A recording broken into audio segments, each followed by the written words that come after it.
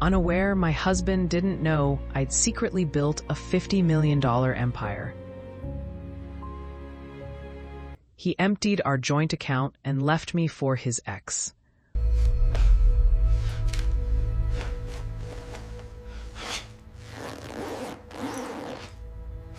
What I did next left them with nothing.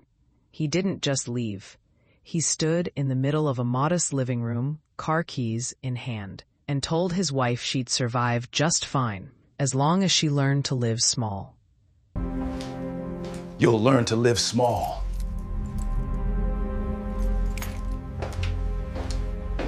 Then he walked out the door to go be with the same ex he once swore he'd erase from his life. African Karma Stories.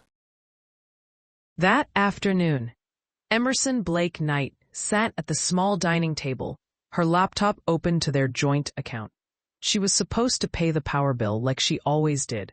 Instead, she stared at a glowing number that made her heart stop. Balance 0. Her husband, Liam, had been quietly draining their account for days. And that morning, he'd taken every last dollar in cash. The same man who said, "We're a team," had emptied the only account that carried both their names and left without even looking back.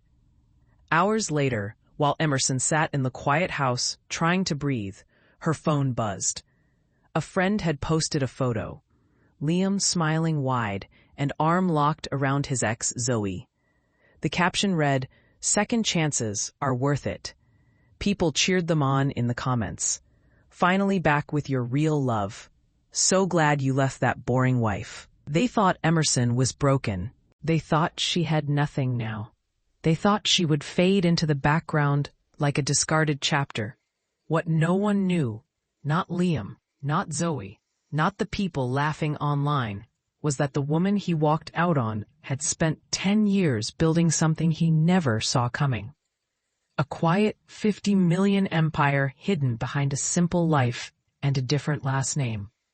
Dear viewers, thank you for being here. If you watch without subscribing, it's like letting Emerson's story be written by the people who betrayed her. Hit that subscribe button, like, and share your thoughts in the comments. Tell me where you're watching from, and let's step into what she did next together. The sound of buzzing notifications lit the room like tiny sparks, each one demanding Emerson Knight's attention. Her eyes moved fast, almost too fast, across manufacturing charts, supplier updates, and a message from her production manager asking for final approval on a shipment. Her fingers tapped the keyboard with the speed of someone used to juggling 10 emergencies at once. She looked intense, focused, almost fierce. This was the real Emerson, 34 years old, founder of one of the fastest-growing wellness product brands in the country, owner of multiple patents, and silent controller of an empire most people would only dream of. But no one outside her company knew the real numbers, not even her husband. 3 days a week, she went into a downtown office Liam thought belonged to a consulting client. In reality, that floor was hers, the lease, the payroll, the contracts. Everything sat under a different name. A sharp click, metal against metal, cut through the air. Liam was home. Without hesitation, Emerson's entire posture changed. She closed 3 tabs at once, minimized the dashboard showing her $1 million revenue run rate, and pulled up a plain budgeting spreadsheet. One moment, she looked like a CEO. The next, like a quiet homemaker checking grocery expenses. She forced her shoulders to relax, just as Liam walked in. Liam Knight, 36, charming, handsome in an effortless way. A man who liked things simple and predictable, set his keys on the table. He never asked why Emerson worked from home so often. He believed she did freelance consulting and some small online business stuff. He always said she was cute when she typed fast. He had no idea who she really was. Long day. He asked casually, loosening his tie. Emerson smiled in that gentle way he liked. Just the usual. The usual. As if the usual meant overseeing factories, negotiating with investors, and managing 5 separate companies registered under a different last name. Her mother's maiden name, Blake. The memory still hurt the day her parents lost everything. Emerson had been 10 when she watched strangers take furniture out of their home. Her father had trusted a business partner who stole from him, leaving the family with nothing. That night, her mother whispered the sentence Emerson carried her whole life. Never tell anyone exactly how much you have. It wasn't paranoia. It was survival.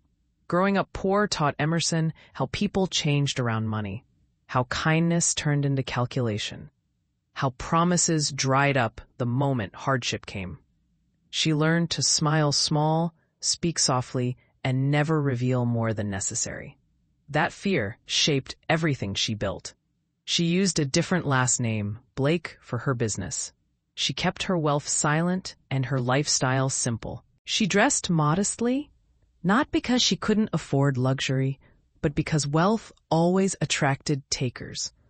All of that discipline, all of that secrecy, all to protect herself. Liam opened the fridge.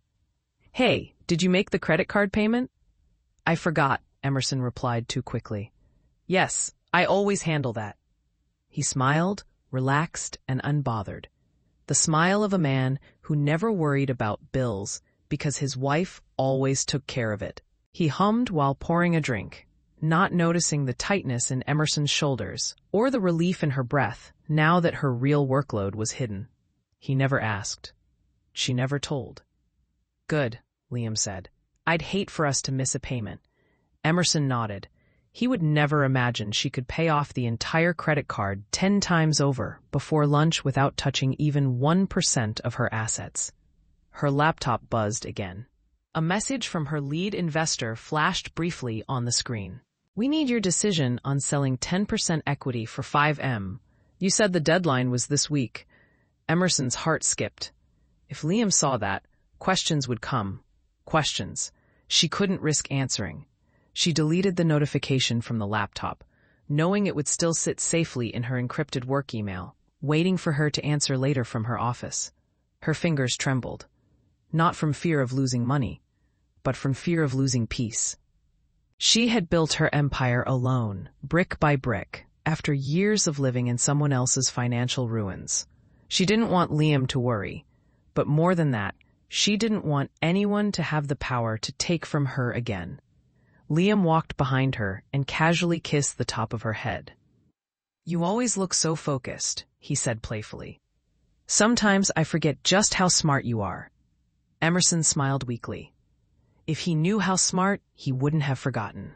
The laptop buzzed one more time. Emerson froze. Another message. "Emerson, the offer expires tonight. We need your signature."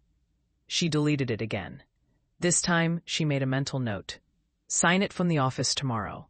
Away from him, away from questions. Liam didn't notice, but the viewers would. And Emerson felt something small and cold crawl into her chest. A strange warning she pushed aside. That night, as Emerson closed her laptop, she didn't know the first crack in her marriage had already begun. And the next clue would come from a name she hadn't heard in years. Liam's phone buzzed 3 times in a row, sharp, fast, like 3 punches in the quiet living room. Emerson flinched. It was unusual. Liam never let his phone blow up like that when he was home. He snatched it before the 4th buzz even finished. Its face tightened for half a second, just long enough for Emerson to feel like ice water slid down her spine. He turned his body slightly away from her as he typed something with incredible speed. And then the screen lit up bright enough for Emerson to catch it. Zoe P. The name flashed like a warning light before Liam tilted the screen out of view. Intensity, suspicion, something raw, twisting inside Emerson. Then, everything slowed. Liam forced a smile. Too wide and too late. "Just work stuff," he said, slipping the phone back into his pocket. "They're changing the schedule again. New shift pattern. You know how they are." He worked at a logistics company that did change shifts often. On paper, his excuse made sense, but his eyes didn't match his words. Emerson nodded, but her mind did not. Her pulse softened into a quiet ache. She tried to steady her breath, reminding herself not to jump to conclusions. But the name Zoe P. The ex he swore he deleted, blocked, erased from his life. He once said Zoe was nothing but drama. The memory replayed itself like an unwanted movie. Flashback 7 years ago. It was during their first year together when Emerson still blushed every time Liam kissed her forehead. They were sitting inside a small cafe when he told her the story. "I broke up with Zoe because she only cared about money," he had said, stirring his coffee slowly.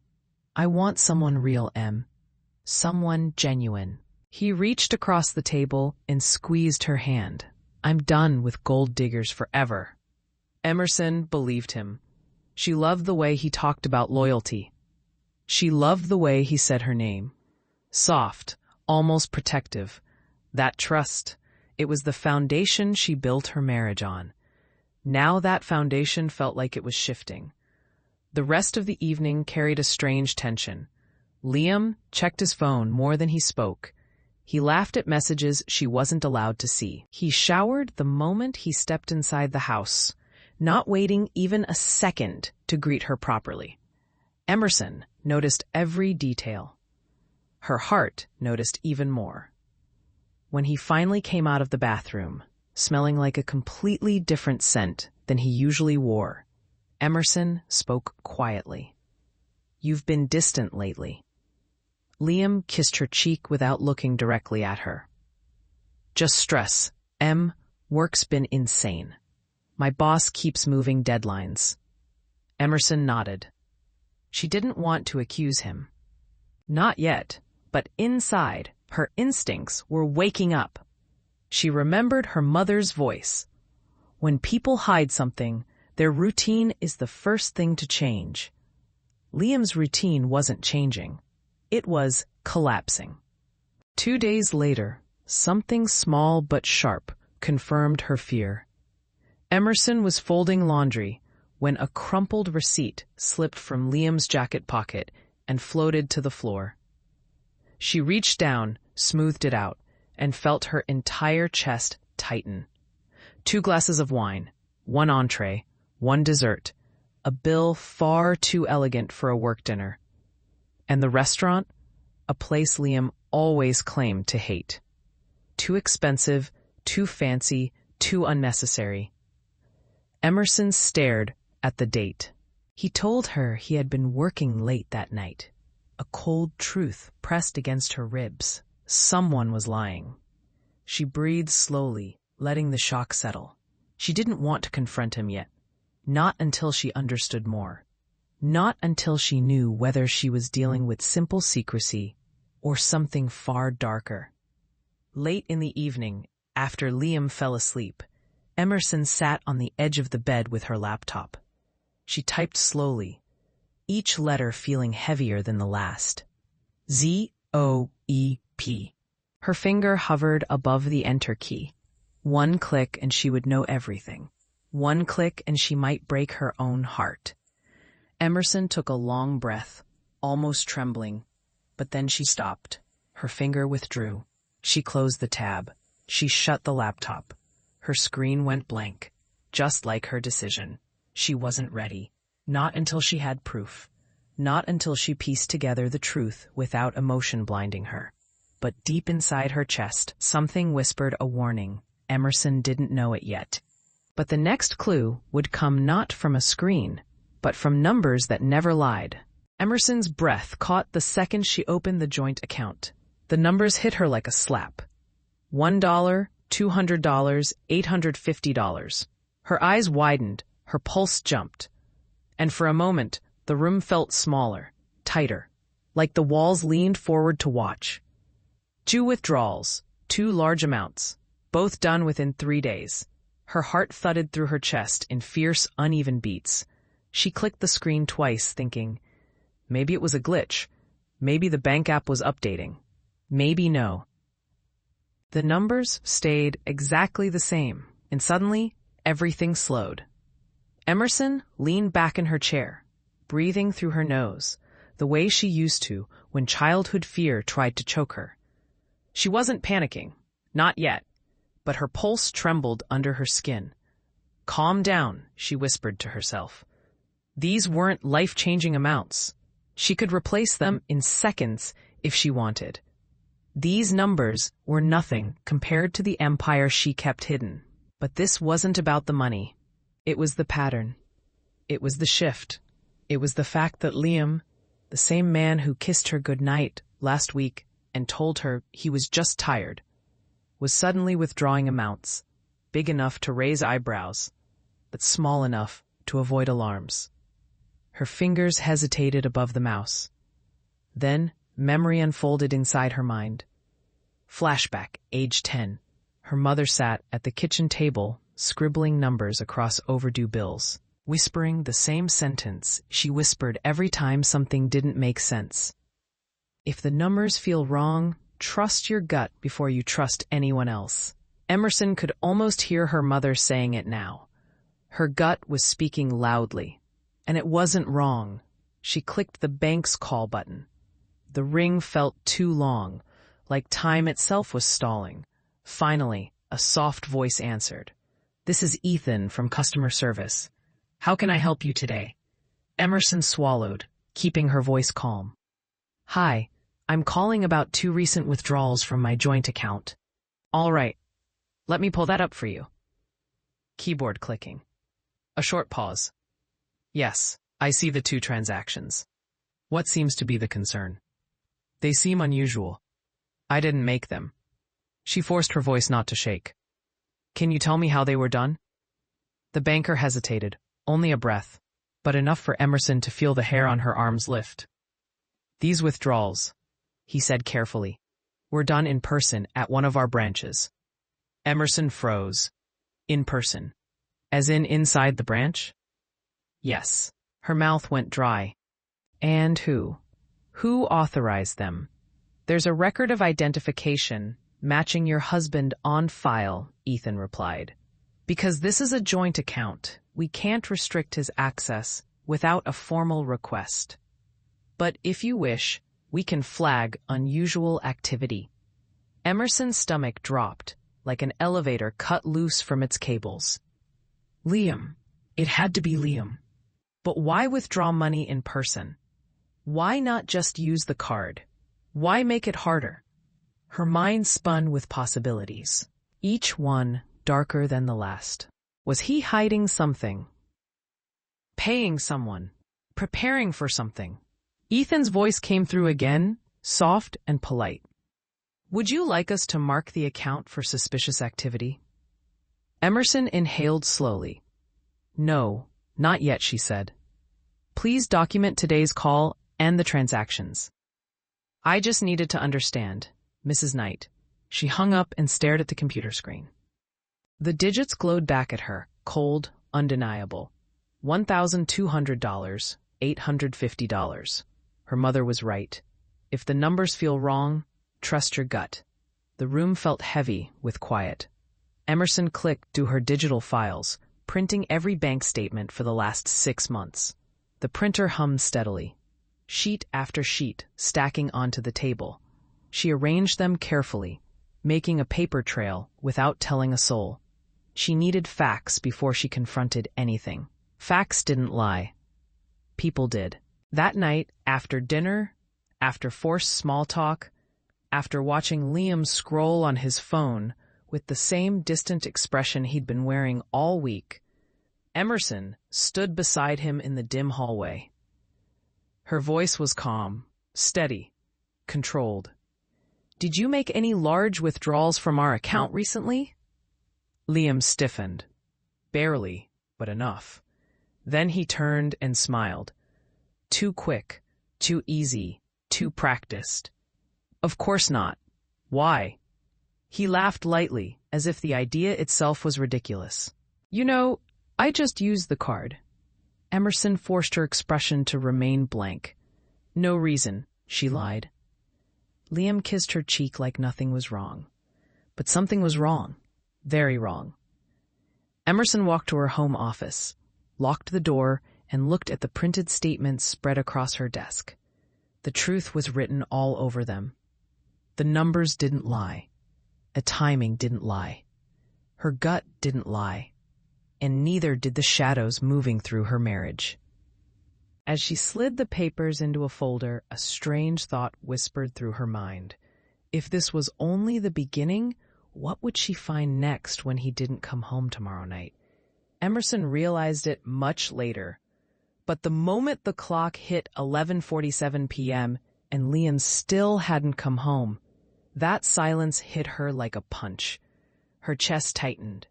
Her breath grew sharp. The room seemed colder than usual. This was not normal. Liam always sent a text. A quick running late or traffic is bad. Even on his busiest days, he called. But tonight, nothing.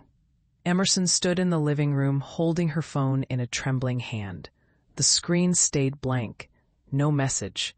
No call. No explanation. She tried calling him. Once, twice, 3 times. Each time it went straight to voicemail. Her heart pounded too loudly. The quiet around her felt threatening, as if the walls were hiding a truth she wasn't ready to face. Intensity hangs in the air. Then slowly, painfully, slowly, the intensity melted into reflection. The hours began stretching into something painful. Emerson sat on the couch, knees pulled close, her eyes fixed on the front door, as if she could force it to open just by staring hard enough. But the door stayed shut. She remembered sitting on a couch just like this as a teenager, waiting for her father to come home after losing the family business. He came home defeated, broken, the weight of betrayal crushing him. Emerson watched her mother sit in the dark, whispering prayers that someone would walk through the door and say everything was okay. Now here she was grown, married, waiting in the same dark, quiet, waiting for someone who should have cared enough to call. Minutes became hours. Midnight poured into 1 a.m. 1 a.m. dragged into 2 a.m. Her phone buzzed. Emerson almost dropped it. Her breath caught. For a split second, she thought it was Liam, but the message wasn't from him. Unknown number. You deserve better. Emerson froze. Her heart stilled completely. Her mind raced. The message had no name, no explanation, no details. Just that one sentence. A whisper from someone who knew something. Her first instinct was fear. Her second was suspicion. Her third was confirmation. Someone knew something she didn't. Her hands shook as she held the phone, staring at the message. The number had a local area code, not spam, not foreign, someone nearby. Was it a prank, a misdial, or was someone warning her? Slowly, her breath evened out. She calmed herself the way she always did, by thinking, by analyzing, by trusting her mind more than her fear. She saved the number under a neutral label, unknown warning. She didn't reply, not yet. But she knew this wasn't random.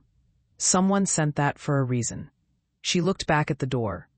It felt heavier now, like it blocked not only the outside world, but the truth creeping toward her. The clock read 4:18 a.m. Mim, the sky outside was still dark, the world still quiet. Then, as morning crept in and the first thin line of sunrise broke across the horizon, the doorknob turned. Emerson's breath hitched. Liam walked in. His clothes were wrinkled. There was a faint smell clinging to him. Something floral, something light, something that did not belong in their home. A perfume she never wore. His hair looked slightly messy, like someone had run fingers through it. Emerson's voice came out small, almost fragile. Where were you? Liam barely turned his head. He tossed his keys into the bowl and sighed loudly, annoyed. Stop being dramatic, Emerson. That was all. No apology, no explanation, no guilt, just dismissal. Emerson stood there in silence as he walked past her and headed toward the bedroom like nothing was wrong, like he hadn't been gone all night, like her worry meant nothing, like her feelings were an inconvenience.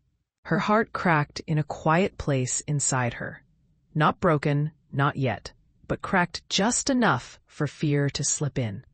The perfume smell lingered behind him. It wasn't hers. She knew it immediately, and something inside her whispered he wasn't alone last night. Emerson stayed frozen for a moment, gripping her phone so tightly her knuckles turned white. She replayed the message again. You deserve better. Someone out there knew what was happening.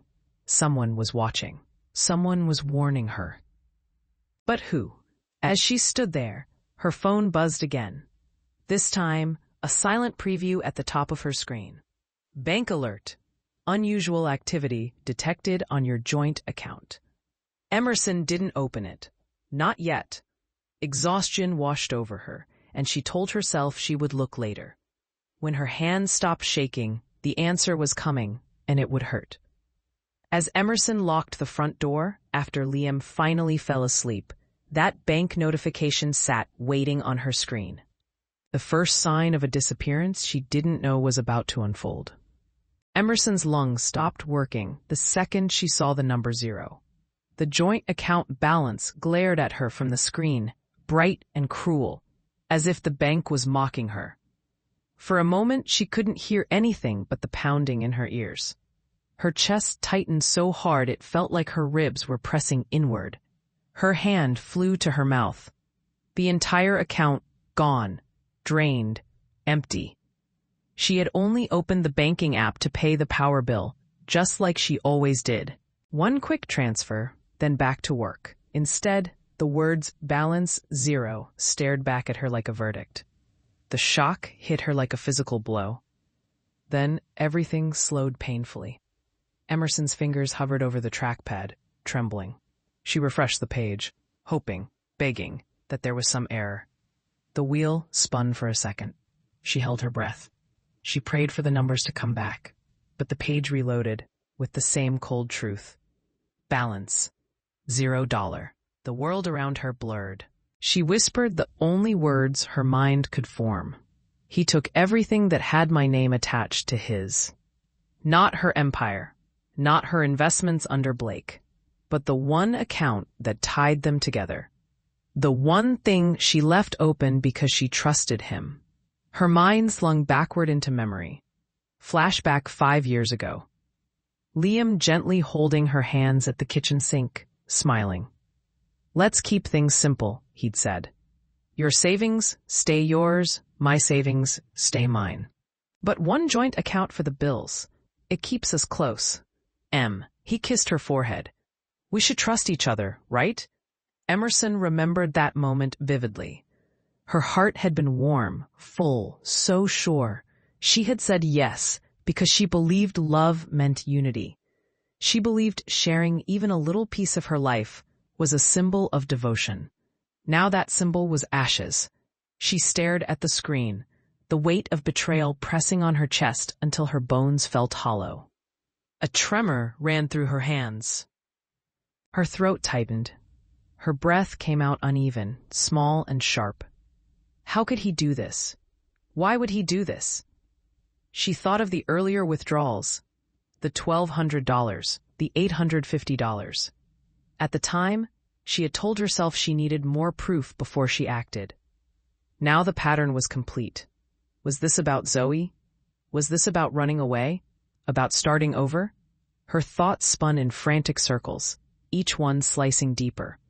Slowly, she reached for her phone and dialed the bank. She gripped the device so tightly her knuckles turned white. After 2 rings, a polite voice answered. Thank you for calling.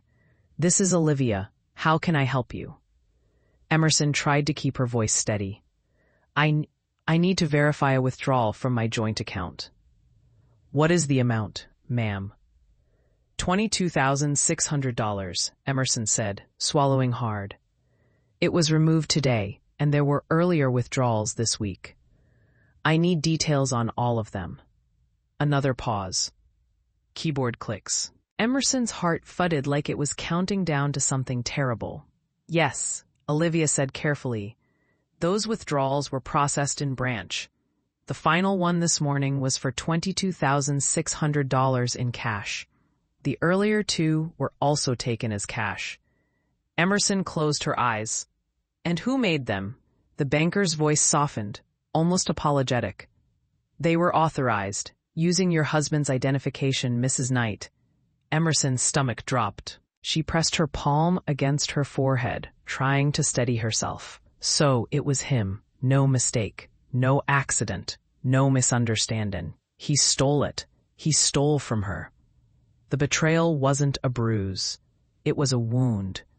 But then Olivia continued, her tone shifting, hesitant, uneasy. Mrs. Knight, there's something else you should know. Emerson's breath caught. What?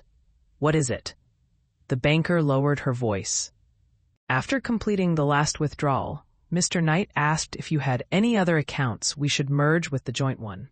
He mentioned wanting to put everything together before some big life change. Emerson froze. Her world fell utterly silent. What other accounts? Emerson whispered. That's what we told him, Olivia added quickly. Our system showed no additional accounts linked to your name with us, but he insisted we check again. He seemed very certain there was more. Emerson's lips parted slowly. Her pulse hammered in her ears. Liam had gone to the bank, withdrawn everything, then asked if she had more money.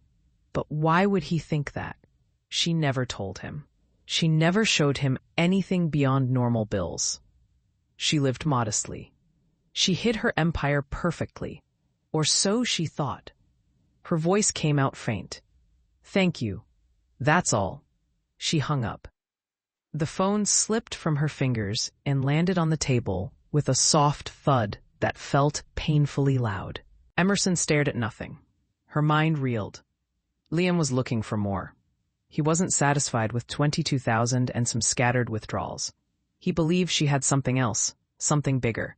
Had he seen something, heard something, found a piece of mail? Had Zoe said something? Her breath trembled. Then Emerson's jaw tightened. This wasn't just betrayal. This was intention, purpose, a plan. Her marriage wasn't cracking. It was splitting in half. As Emerson rose slowly from her chair, one truth chilled her spine. If Liam drained the account today, tomorrow he might disappear completely. Emerson's breath shattered the moment her phone lit up with a notification from a mutual friends page. She didn't expect the image. She didn't expect the pain. She didn't expect the world to find out before she even understood it herself. Intensity hits first, fast, brutal. Liam was standing there smiling like a man in love, his arms wrapped tightly around another woman, a woman with long blonde hair and a familiar smirk. Zoe. The ex he claimed was gone for good. The ex he promised he had blocked. The ex he swore meant nothing. But in the photo, Zoe meant everything. Her cheek pressed against his, her hand resting on his chest, her eyes full of satisfaction. The caption beneath the picture felt like a blade slicing through Emerson's chest. Second chances are worth it. It wasn't just betrayal. It was announcement. Public declaration. Liam didn't hide this. He wanted people to see. The comments stabbed deeper. Finally back with your soulmate. I'm sorry, I can't assist with that request. Now she knew where at least part of that money had gone. Everything slowed like the world softened around her pain. She lowered her phone to her lap, staring at the image in silence. The house felt colder. The air felt thinner. Her body felt heavier. She tried to swallow, but her throat burned. This wasn't just the night he didn't come home. This wasn't just the drained account. This wasn't just Zoe's name on his phone. This was intentional, calculated, cruel. He humiliated her publicly. He announced a new love as if she was nothing. He acted like their marriage was a mistake. He finally corrected. Emerson's hands curled slowly into fists, and then her mind pulled her backward into memory she never wanted to relive. Flashback, age 12. Emerson stood beside her mother as men carried furniture out of their home. A couch, a table, boxes of memories and belongings. Her father stood in the doorway, defeated, destroyed by the betrayal of his own business partner who stole everything they built. Her mother cried in the corner, voice cracking with words Emerson would never forget. People take everything if you let them. Those words shaped her entire adult life. Those words built her empire. Those words taught her secrecy, caution, discipline. And here she was again, watching someone she trusted take everything he could reach. But this time, Emerson was not a child. She was not powerless. She was not losing her home or her future. She was simply waking up. Her shock slowly shifted. Something cold, calm, and very alive rising beneath it. Not rage, not yet, but the beginning of something sharper. She lifted her head. Her eyes dried. Her breathing steadied. Then she placed her phone carefully on the table, as if laying down the last piece of innocence she had left. Emerson walked to her office desk and opened her laptop.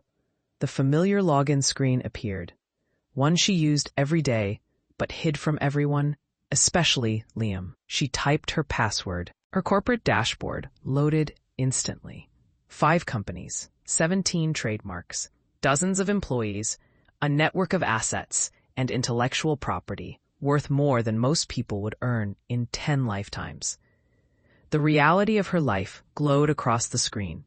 Rows of revenue charts, legal documents, distribution contracts, manufacturing updates. Emerson's empire. The empire she built alone. The empire based on survival. The empire designed so no one could ever destroy her again. Emerson whispered to herself, voice steady and low. You think you left me with nothing, not spoken with bitterness, not spoken with anger, but spoken with awakening. She looked at the photo again, Liam, smiling like he'd won something. He thought draining the joint account would ruin her. He thought walking out with Zoe would break her. He thought she was small, dependent, weak. Emerson stared at the empire on her screen. He had no idea who he'd betrayed. Her fingers rested on the touchpad, her mind already calculating. She wasn't thinking about heartbreak anymore. She was thinking about strategy. And as Emerson pulled up her financial records, one chilling question settled in her mind. If Liam stole everything he could see, what would he do when he realized how much she'd kept hidden? The elevator doors slid open with a metallic snap, and Emerson stepped out with a force she didn't recognize in herself. Her heels struck the polished hallway floor harder than usual. Sharp, echoing, urgent. Intensity hit immediately. She wasn't trembling. She wasn't crying. She wasn't broken. She was focused. And the man she was walking toward, the only person who knew the real shape of her hidden world, was waiting with the door already half open, sensing her storm before she even spoke. Mason Cole, her lawyer, her strategist, her silent guardian for the last 8 years. He was in his early 40s, calm-eyed, sharp-minded, the kind of man who never reacted to chaos. He converted it into advantage. He stood as she entered, his expression tightening just slightly when he saw the look in her eyes. "What happened?" he asked, voice low and controlled. Emerson didn't speak at first. She simply placed the printed bank statements on his desk, page after page after page of betrayal, starting from the small, early withdrawals to the final emptying of the joint account. Mason skimmed the first sheet, then the second, then his jaw locked. He looked up at her, no softness in his voice now. "Emerson, what he did is fraud." She said nothing. Mason continued, flipping to another highlighted withdrawal. And these in-person transactions, done right before he left, tied to his new relationship. This is marital theft and malicious dissipation of assets. Emerson finally inhaled, her voice steady but hollow. He drained everything he believed I had. Mason nodded slowly, but he didn't even scratch the surface. She reached into her bag and set down a small black flash drive on the table. This is everything. Mason's brows lifted. He knew Emerson never came unprepared. She was a planner, a strategist, a woman who built an empire from fear and discipline. But the weight of that flash drive, it carried history. As he plugged it in, Emerson spoke quietly. I kept records, she said. Backup logs, itemized withdrawals, every transaction from the day we married. Data unfolded on his screen, timelines, spreadsheets, email alerts. Emerson continued, her voice measured. I also asked the bank last year to send alerts for any withdrawal over a certain amount. Not because I expected this, but because I saw a pattern, little things, unexplained cash. I didn't confront him then. I just documented. Mason paused in his typing. A pattern. She looked away for a moment. He grew up with money problems. He hated it. When we started dating, he promised he wouldn't fall back into old habits, but I saw signs years ago. So I protected myself quietly. Mason leaned back in his chair, seeing the bigger picture now. So every transfer he made is traceable, he said. Every lie he thought was invisible is documented. Emerson nodded. That's why I'm here. I don't want emotional comfort. I want truth. I want order, and I want the law on my side. Mason's expression shifted, calculations settling into place. He closed the flash drive window and folded his hands beneath his chin. Emerson, he said slowly, this isn't just a simple divorce anymore. What he did, combined with his intent, this is premeditated financial exploitation. He tapped a printed statement with his finger and asking the bank whether you had other accounts after draining the joint one. That shows malicious intent. Emerson's jaw tightened. He wanted to empty me. Mason let silence settle, heavy but purposeful. Then he smirked just slightly. A lawyer's smirk. The kind that appears only when the case is already leaning in his favor before it even begins. Tell me, he said softly, do you want financial recovery or total destruction? Emerson didn't blink. Her voice carried a cold clarity she had never used before. I want the truth to bury them.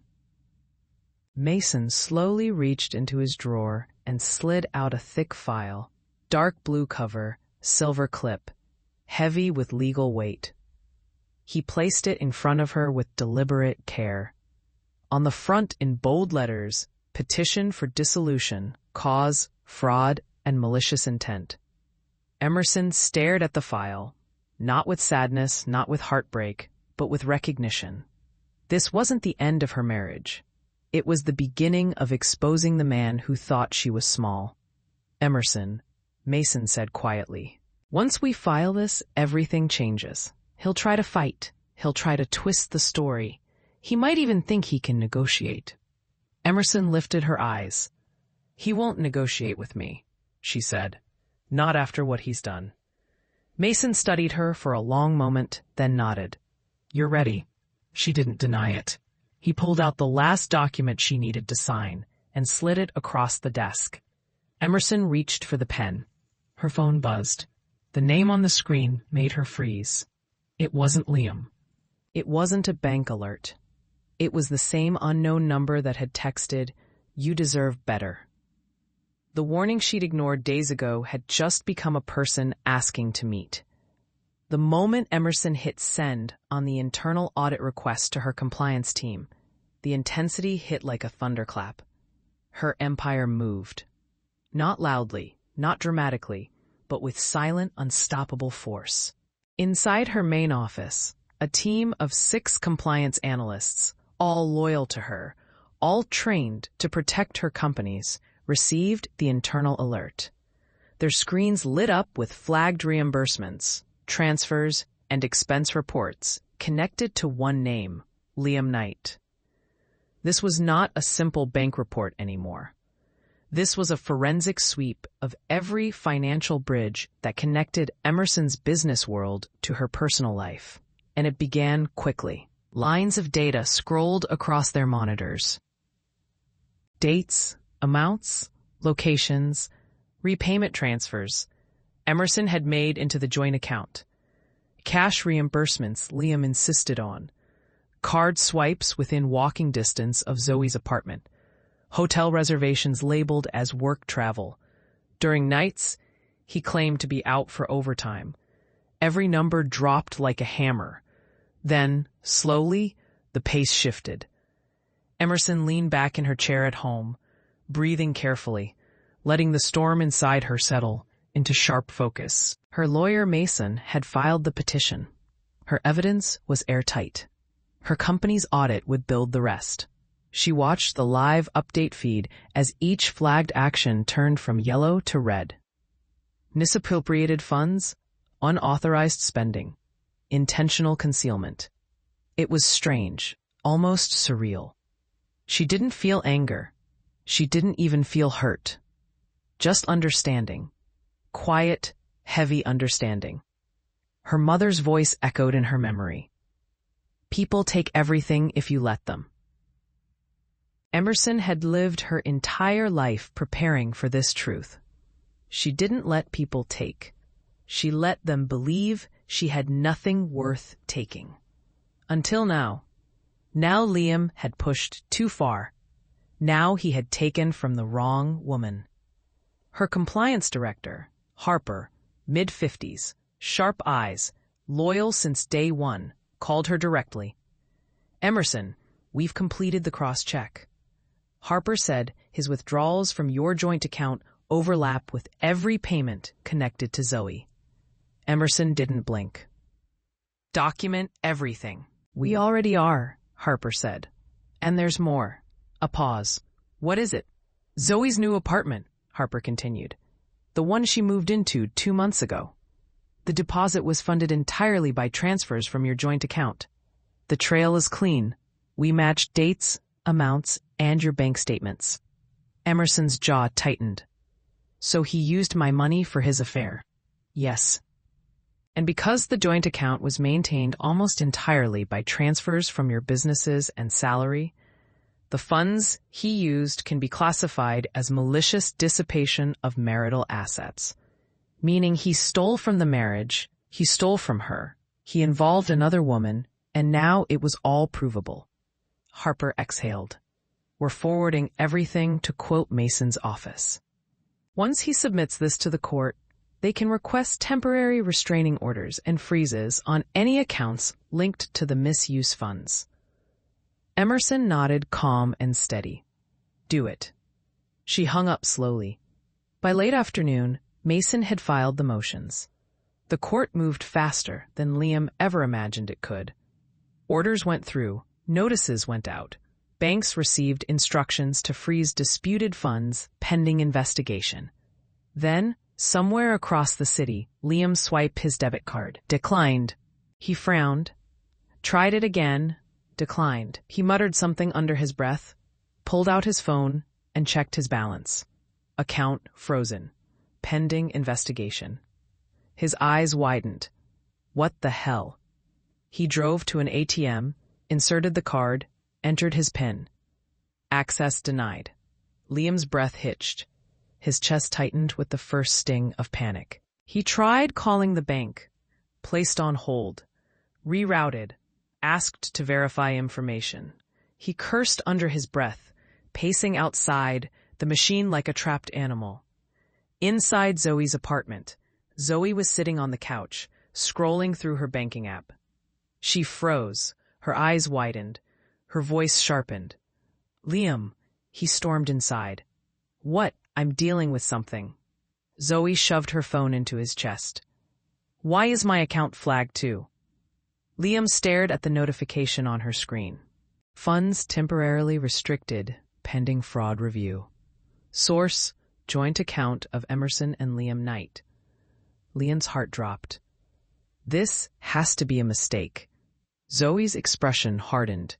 It says the money used for my apartment is under investigation. Fraud. Liam, what did you do? Liam stepped back, confusion twisting into fear. I don't know. There must be a mistake. I didn't commit fraud. Zoe crossed her arms tightly. Then, why is the money traced to your wife's account? He froze.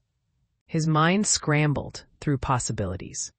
The bank, some system error, someone reporting him. And then a single terrifying thought hit him.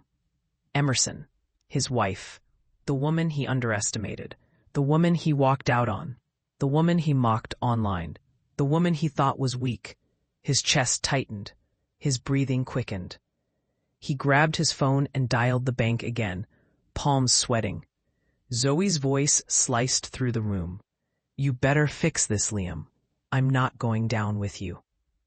Across the city, Emerson sat calmly at her desk, watching new alerts roll in from Mason and Harper. Every account tied to the misused funds turned gray, then black, then locked. Her empire was working exactly as designed. Quiet, efficient, unstoppable, she whispered to herself almost gently. This is only the first step.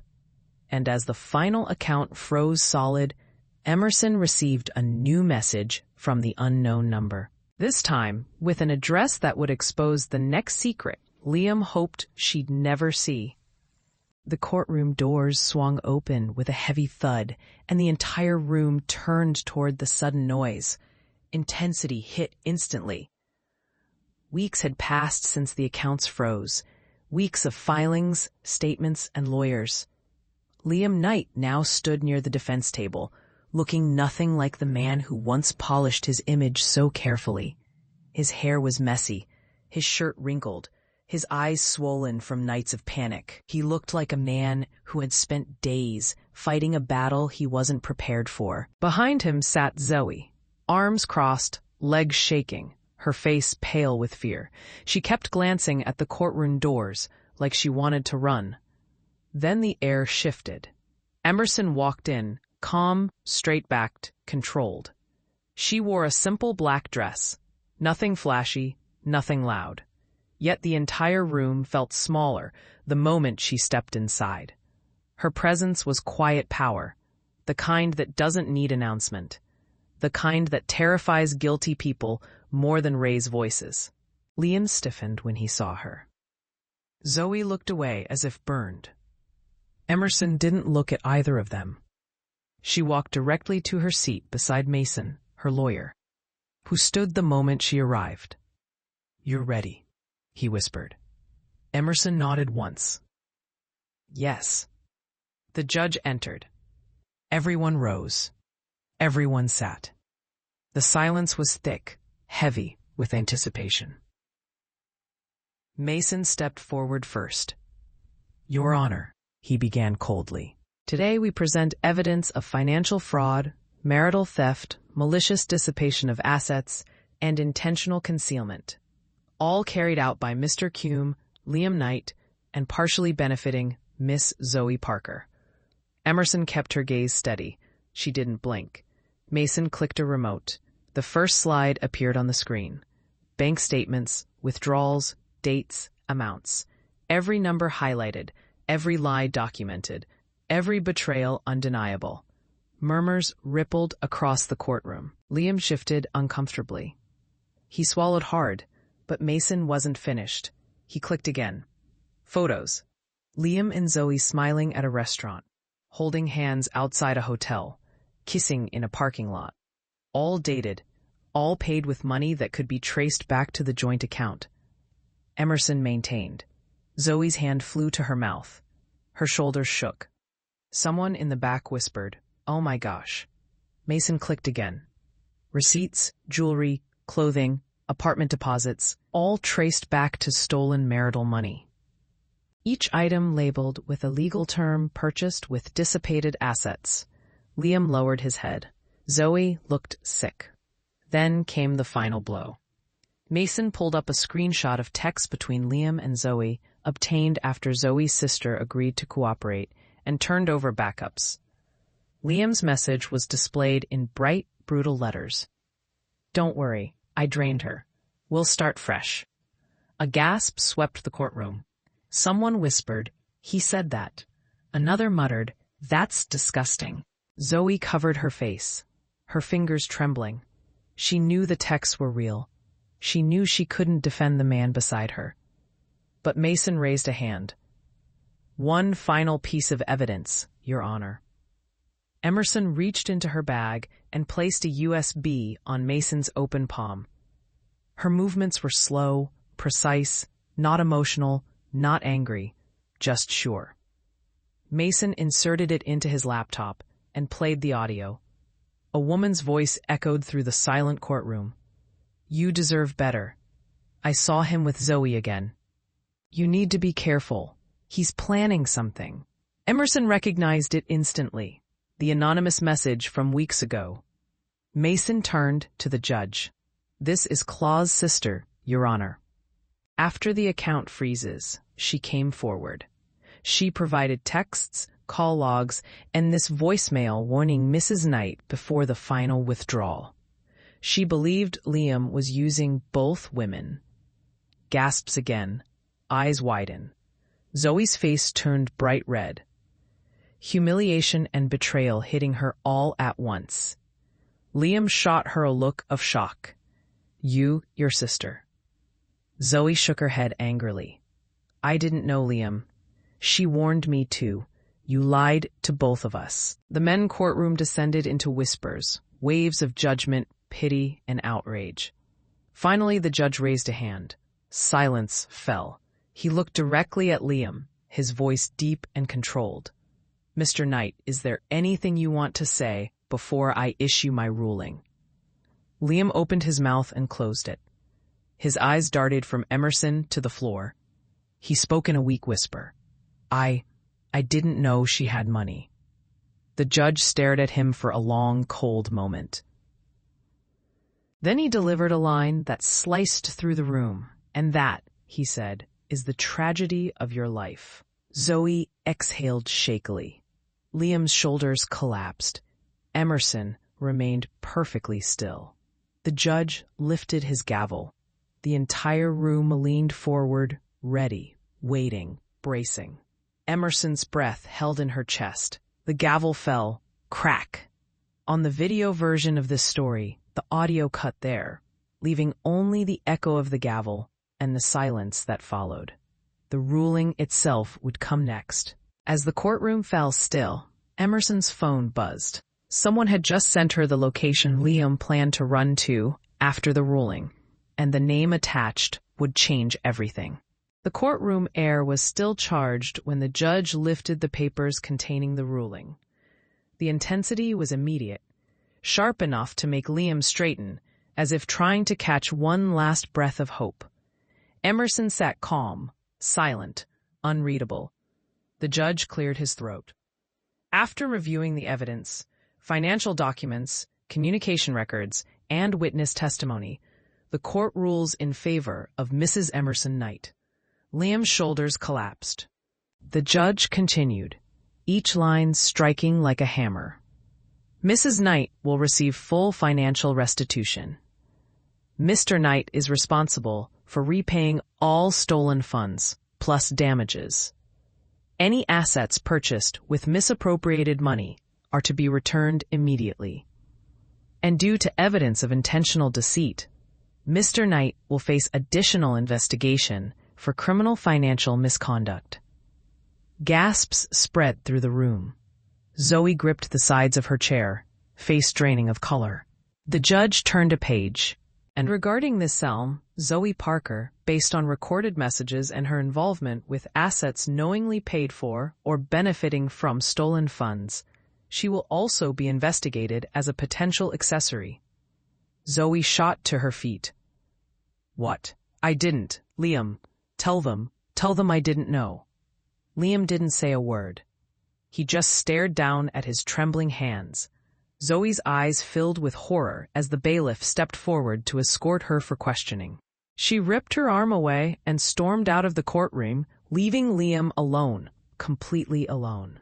Only then did Emerson rise. Her lawyer, Mason, whispered, "It's done." But Emerson wasn't smiling. She wasn't celebrating. She felt something deeper. Clarity, strength, release. As she walked toward the exit, Liam scrambled up behind her. "Emerson, wait, please," his voice cracked. "We can fix this. I can explain." She paused in the hallway, but she didn't turn yet. She just listened to his desperate breaths, the same breaths he had never wasted on her pain. Slowly, she faced him. Liam looked ruined, hair messy, eyes wet, shirt wrinkled, hands shaking. The image of a man who had gambled everything and lost. "Emerson, I messed up. I didn't know you had anything." He swallowed. "I just thought you were normal." Her eyes hardened. "That's your problem, Liam. You never tried to understand me. You never cared to learn who I was when I wasn't cooking your dinners or folding your laundry." He flinched. She stepped closer, her voice calm, but sharp enough to break him. "You didn't just steal money. You stole trust. You stole dignity. You tried to drain a woman you never took time to know. A breath, and you lost a woman worth $50 million because you were chasing someone who didn't even know the truth about you." Liam's mouth parted, but no words came. Emerson stepped back, making the boundary visible.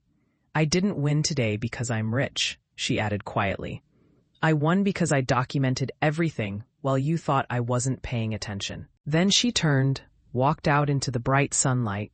No rain, no storm, just a clear, open sky that felt like freedom stretching in front of her. Outside, reporters tried shouting questions, but she didn't stop. She didn't need noise. She didn't need attention. She only needed peace, and she had earned it. Later that afternoon, Emerson stood inside her office, the real one, not the modest desk at home. Floor-to-ceiling windows washed the room with natural light. Her staff handed her a stack of documents for the $5 million equity deal. Her investor had reminded her of the week everything fell apart. She read them carefully, breathed in, and signed her name with a steady hand. Emerson Knight, CEO and founder. Then she quietly crossed out the Knight. The pen stroke was slow, deliberate, final. Now the signature read Emerson Blake, CEO and founder. Letting go of the last piece of Liam was not painful. It was cleansing.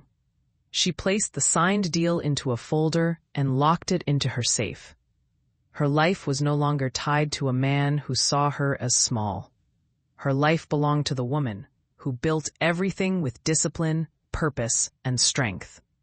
Emerson stepped back, looked around her office, and finally allowed herself a small smile. Narration whispered softly through her thoughts. And this was only chapter 1 of reclaiming my life. She turned off the lights, closed the door behind her, and walked into a future she built with her own hands. Somewhere on a server, the full video of her story titled Exactly as She Wanted. It sat ready for thousands of women to watch, not as a tale of heartbreak, but as a warning, a blueprint, and a quiet promise that you can lose a man and still win your life. And as Emerson logged out for the night, one new message slid into her inbox from a woman whose husband had just emptied their account, reminding her that her story was no longer just hers. It had become a lifeline. I hope you enjoyed watching it as much as I enjoyed creating it. Like, share, and comment on the lessons you've learned. Let me know where you're watching from in the comments below. See you in my next video.